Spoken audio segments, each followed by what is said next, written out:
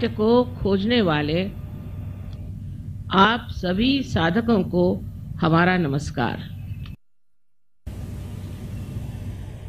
हम अंदर से न जाने कुछ खोजते रहते हैं। संतोष हमारे अंदर नहीं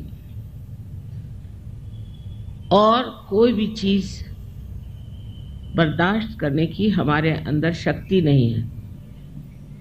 सो ये जान लेना चाहिए कि हमारे अंदर ये असंतोष, ये तकलीफें, ये परेशानियां, चिंता, ये क्यों है?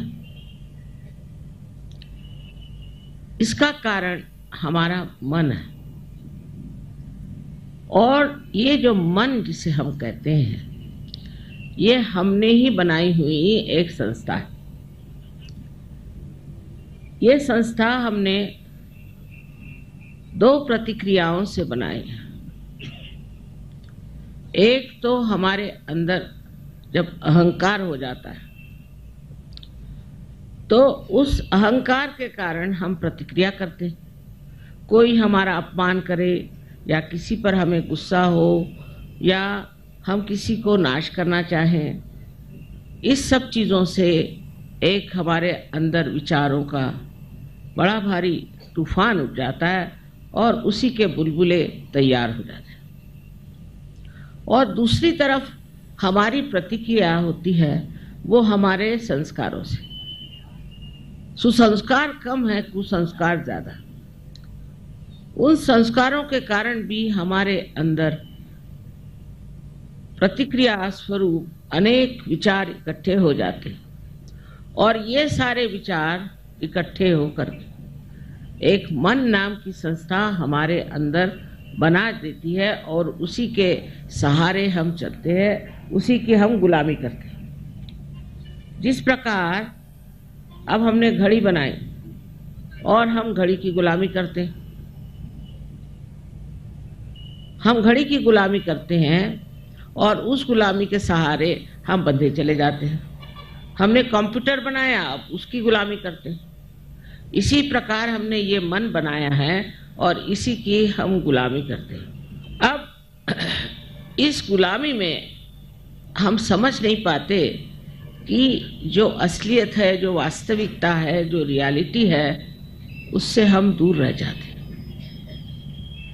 इसी तरह से इस मन से परे जाना चाहिए।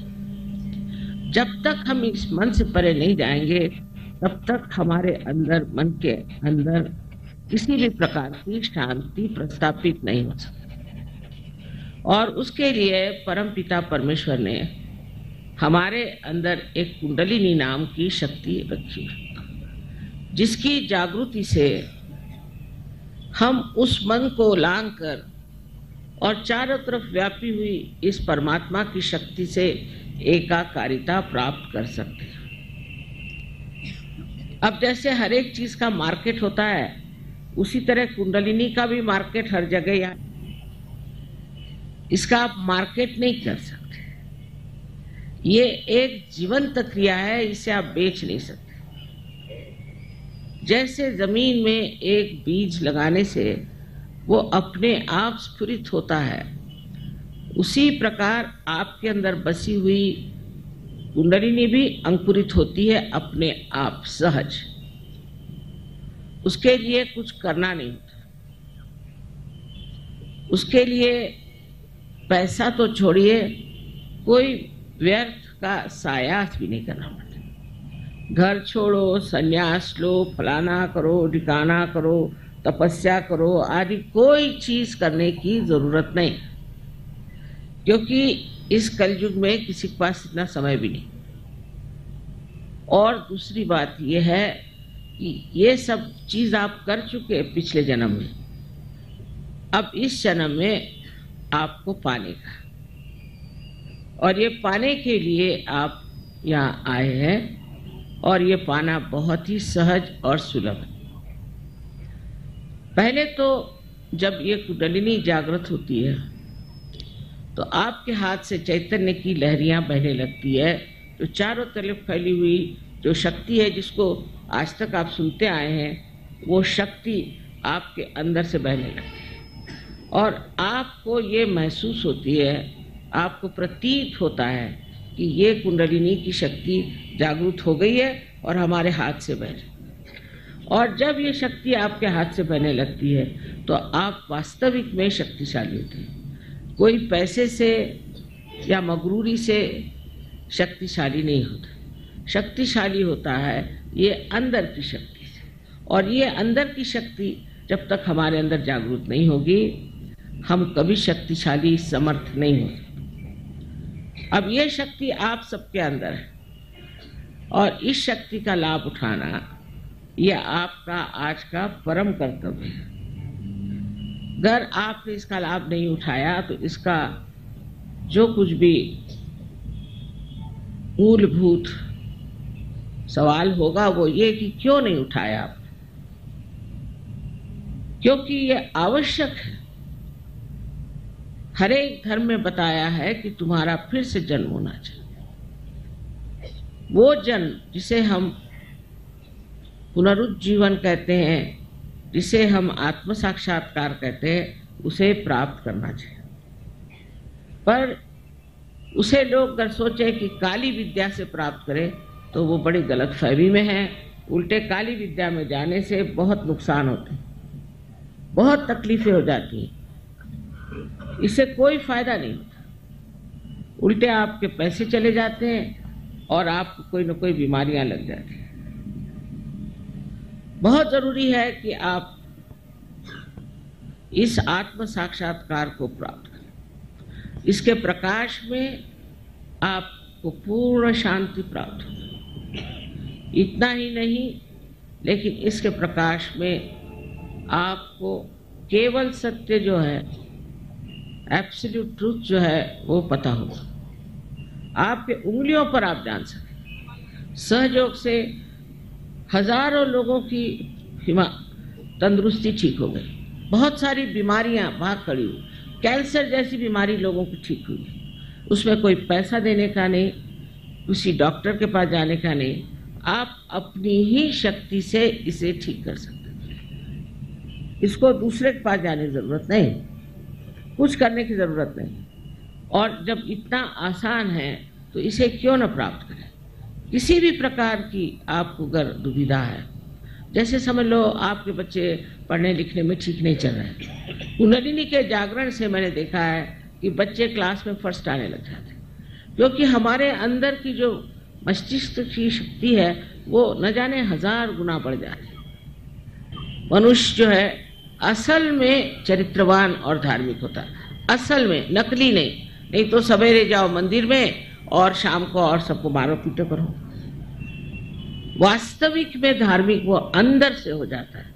और ये धर्म जो है सारे विश्व में एक ही धर्म है, और वो धर्म है प्यार का, प्रेम का, करुणा का।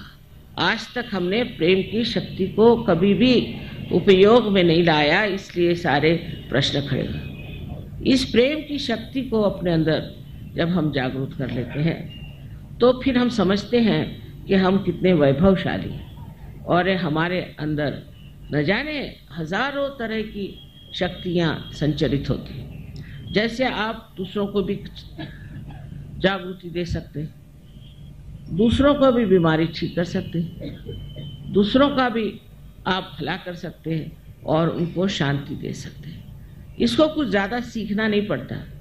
1 महीने के अंदर आप अपने ही गुरु हो जाते हैं और आप सब कुछ जानते हैं जो कुछ आपको करना है और जो चीज़ आपको उपयोग में लाना है। उस वक़्त कोई आपको बताने नहीं आएगा कि ये करो या वो करो। हमने देखा है विदेश में 1 रात में लोगों ने ड्रग लेना छोड़ दिया। आज जागृति हुई, कल से ड्रग छूट गया, क्योंकि उस प्रकाश में आप देखते हैं कौन सी चीज़ आपके लिए नाशवंत है और कौन सी चीज़ आपके लिए समर्थक है, और आप छोड़ देते हैं फौरन उस चीज़ को जो आपकी नाशवंत है, क्योंकि आप समर्थ भी हैं। बहुत से लोग छोड़ना भी चाहते पर छोड़ नहीं सकते, पर इसके बाद ये शक्ति आपके अंदर प्रकट होती है और उसके कारण आप उसे एकदम छोड़ देते। तीसरी बात जो है कि जो आपका चित्त है वो पूरी तरह से एकाग्र हो जाता है, उसकी चल बिचल खत्म हो जाती है। एक तो आप शांति में जाके बैठ जाते हैं और शांति में आप एक साक्षी स्वरूप होकर सारे संसार की और एक नाटक की दृष्टि से, जैसे कोई नाटक हो रहा है और ये नाटक देखने में आप समझ सकते हैं कि इसकी क्या गलतियां हैं, क्या अच्छाइयां हैं। आपके अपने स्वयं जीवन के जो प्रश्न हैं उसको भी आप बहुत आसानी से हल कर सकते हैं, क्योंकि आप उन प्रश्नों से बाहर निकल आए। इस प्रकार अनेक विध इसके लाभ हैं, क्योंकि आप एक महान ऊंचे दर्जे के इंसान हो जाते हैं और ये परिवर्तन होना जरूरी है। इस परिवर्तन से सब तरह से हमारी समस्याएं दूर होती हैं। बहुतों को तो संसार में आर्थिक समस्या बहुत है, आर्थिक समस्या के मारे परेशान है। जिनकी आर्थिक दशा ठीक है वो भी परेशान है, जिनकी नहीं है वो भी परेशान। इसका कारण ये है कि आर्थिक व्यवस्था का जो स्रोत है वो हमारे अंदर लक्ष्मी का स्थान है, उसकी एक अपनी व्यवस्था है। वो लक्ष्मी का जब चक्र जागृत होता है और स्वच्छ हो जाता है और पूरी तरह से प्लावित होता है कुंडलिनी से, तो आपको लक्ष्मी का भी प्रसाद बहुत मिलता है। अनेक तरह के इस तरह के जो कार्य हैं अलग अलग चक्रों पे कार्य करते हैं और उस चक्रों पे वो आपको पूरी तरह से एक संपूर्ण व्यक्तित्व दे देते हैं। इस चीज को देखते हुए आपको समझ लेना चाहिए कि ये मौका कितना पवित्रपूर्ण है और कितना इसमें महत्व है कि इस बार आपको आत्म साक्षात्कार लेने से चूकना नहीं चाहिए। सबसे पहली चीज़ है इसे प्राप्त करें, और इसे प्राप्त करके आपको जो लाभ होगा वो अनेक होगा। आपका चित्त स्वयं जहाँ जाएगा वहीं कार्यान्वित होगा। बड़े आश्चर्य की बात है कि लोगों को विश्वास ही नहीं होता, उनको अपने ही ऊपर विश्वास नहीं कि हम ये सब कर सकते हैं। अगर अपने ऊपर जरा सा भी विश्वास हो तो ये कार्य पूर्णतया हो सकता है। सबसे तो बड़ी बात यह है कि आपको किसी भी चीज़ की थकान नहीं होती, आपकी उम्र जो है जैसे कि वैसे ठहर जाती, और कितना भी कार्य करो तो भी ऐसा लगता नहीं कि आपने बड़ा काम किया, आपने बड़ी मेहनत करी। और बड़ा आश्चर्य लगता है कि कैसे प्रसाद रूपेण हर तरह के प्रसाद आपको मिलते हैं। ये सब चीज़ें अनुभव करने के हैं, पर इसके लिए लोग चाहिए विशेष। ये इसको कहते हैं, मराठी में हमारे कहते हैं पाहिजे जातीचे, उसकी जात होनी चाहिए। इससे ब्राह्मण मुसलमान हिंदू से कुछ नहीं होता, शूद्र से कुछ नहीं होता। अंदर से जिस आदमी में ये जात होगी, जिसमें ये समझ होगी, ताकत होगी, वही इसे संभाल पाता है और इसमें उतरता है। पर हमने तो देखा कि सर्वसाधारण लोग भी सहयोग में उतर जाते हैं। देहातों में भी सहयोग बहुत फैल गया है, हर जगह फैल गया है। हिंदुस्तान में तो बहुत है, पर कहीं अधिक आप देखिए रशिया में, ऑस्ट्रिया में, हर जगह सहयोग फैल गया। तो इस प्रकार आप लोगों को भी इसे प्राप्त करना चाहिए। इसके लिए आपको पैसा वैसा कुछ देने का नहीं, क्योंकि ये जीवंत क्रिया है आपकी उत्क्रांति के। आज आप इंसान बने, इंसान से आपको अब आत्मा स्वरूप होना है।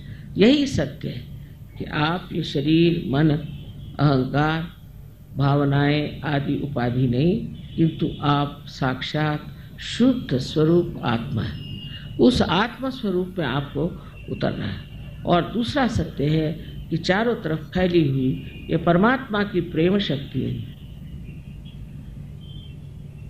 हमारे लिए लालायित है कि हमारी कुंडलिनी जागृत हो और हमारी एकाकारिता उस प्रेम शक्ति से हो।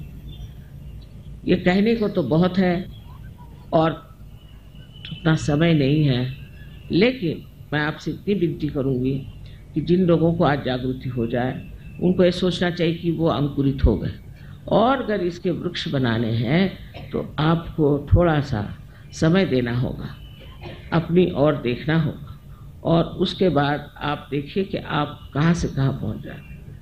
थोड़ा सा समय, थोड़ा सा अपने लिए भी निकालना चाहिए।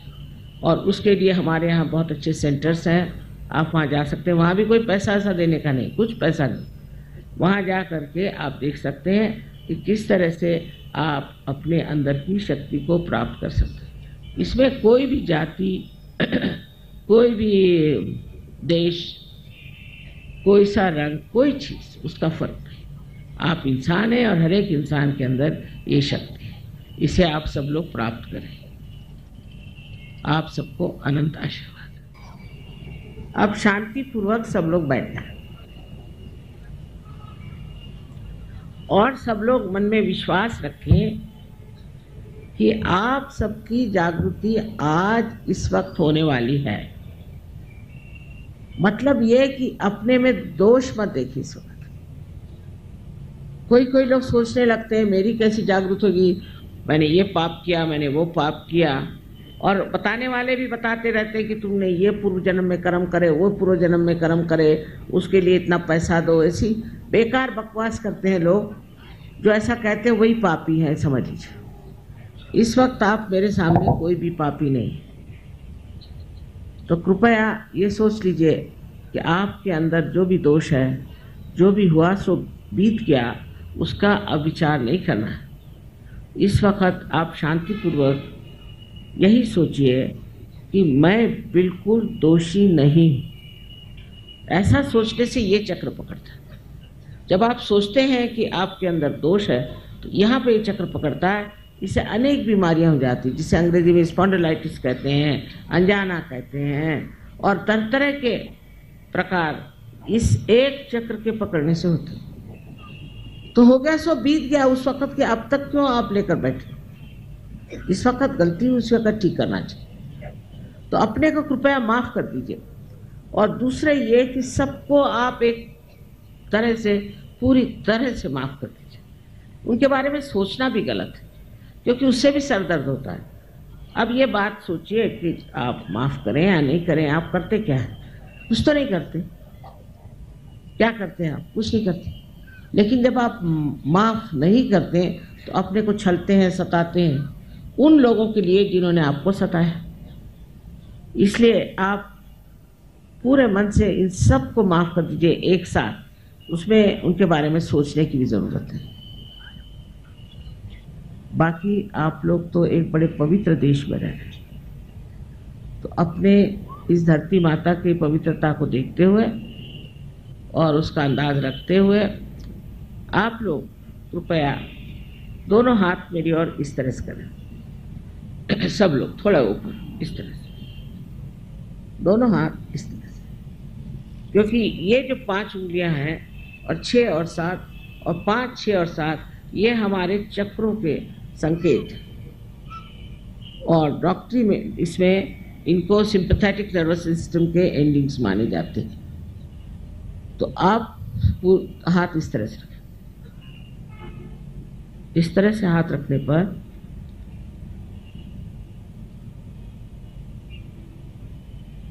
चाहे तो आप चश्मा निकाल लें, कोई जरूरी नहीं। अब आप मेरी ओर राइट हैंड रखें इस तरह से और सर झुका लें और ये देखें कि ब्रह्मरंध्र से, जिसे कि हम तालू कहते हैं,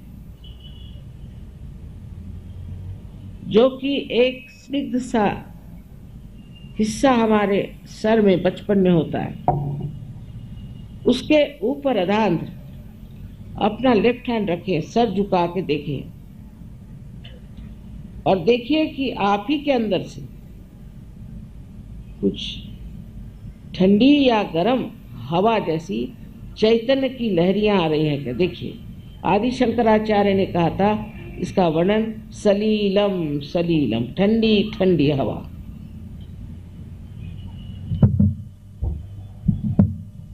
आशा आपने जूते उतार लिए होंगे और जो लोग कुर्सियों पे बैठे हैं दोनों पैर अलग कर लें, बाकी सब ठीक है। अब देखिए आ रहा है क्या? चैतन्य का प्रवाह आप ही के सर से आ रहा है क्या? आप शंका मत करिए, ठंडा या गर्म। अगर गर्म है तो इसका मतलब है कि आपने अपने को क्षमा नहीं की या दूसरों को क्षमा नहीं की, तो अभी कृपया आप क्षमा करिए। किसी किसी को दूर तक आता है, किसी को नजदीक आता है, पर सर को छूते हुए हाथ मत रखिए, ऊपर। अब आप लेफ्ट हैंड मेरी ओर और फिर से सर झुका के राइट हैंड से देखें कि आपके तालू भाग से कुछ ठंडी या गरम गरम हवा आ रही है। मुझे तो लगता है, बहुतों को ये लगता है कि आप दोषी हैं, इसलिए भी गरम हवा आ रही है। कृपया ये सोचना बंद करिए।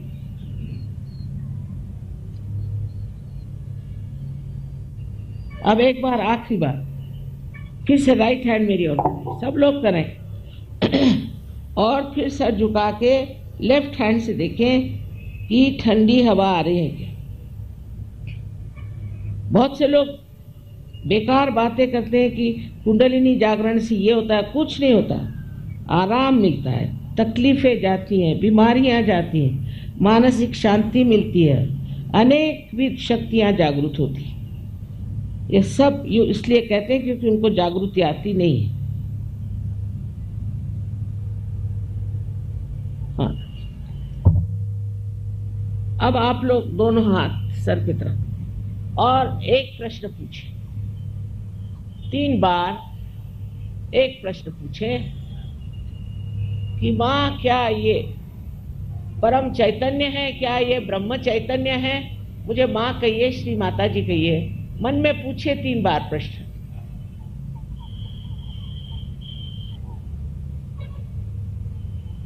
अब हाथ नीचे ले लीजिए। अब दोनों हाथ मेरी ओर करके इस तरह से, और मेरी ओर देखें और सोचिए नहीं, मेरी ओर देखिए और सोचिए। किसी किसी को नीचे से हवा आ रही हो तो वो नीचे से उठा के ऊपर ले जा सकते हैं, इस तरह से 2-3 बार करने से ऊपर आ जाएगा। मेरी ओर देखें, विचार से परे, माने विचार न करें, वो कर सकते हैं। इस तरह से आप अपने मन से परे उठते हैं और आपके अंदर निर्विचार समाधि स्थापित हो गई। कितने जल्दी हो गई, इसका कारण है ये कलयुग का जोर। हर चीज यहाँ जल्दी होती है।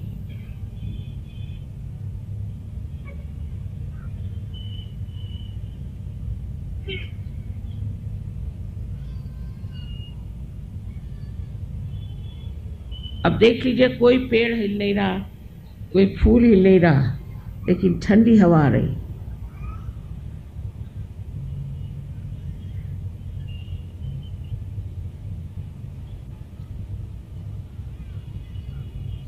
पर जो चीज आसानी से मिलती है उसका महत्व हम लोग समझते नहीं। इसलिए अब आप अंकुरित हो गए और इस अंकुर का आपको वृक्ष बनाना ही पड़ेगा। यह आपका कर्तव्य है अपने प्रति। और जब ये बनेगा तो आप भी हजारों को ठीक कर सकते हैं, यहाँ की दुर्दशा ठीक कर सकते हैं, सब में परिवर्तन ला सकते हैं। ये आपकी जिम्मेदारी हो जाती है। आप सबको मेरा अनंत आशीर्वाद, अनंत आशीर्वाद।